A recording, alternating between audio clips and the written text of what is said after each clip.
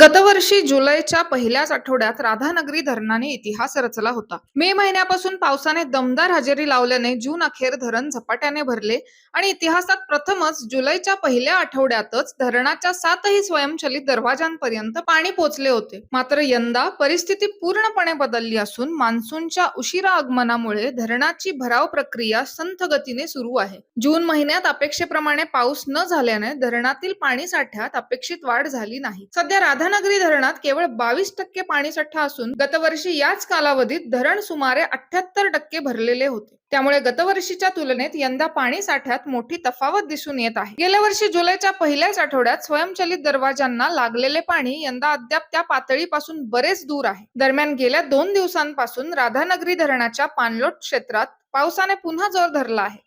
गेल्या 12 तासात 40 मिलीमीटर पावसाची नोंद झाली असून 1 जून पासून आज अखेर एकूण 411 मिलीमीटर पाऊस झाला आहे. त्यामुळे धरणातील पाणीसाठ्यात वाढ झाली आहे. खरीप हंगामाच्या दृष्टीने या पावसामुळे शेतकऱ्यांमध्येही नव्याने आशा पल्लवित झाल्या आहेत. धरणातील पाण्याचे नियोजन लक्षात घेऊन सध्या राधानगरी धरणाच्या सर्व्हिस गेटमधून भोगावती नदीपात्रात कोणताही विसर्ग सुरू नसल्याची माहिती धरण प्रशासनाने दिली आहे. आगामी दिवसात पावसाचा जोर वाढल्यास धरणातील पाणीसाठ्यात वाढ होण्याची शक्यता व्यक्त केली जात आहे.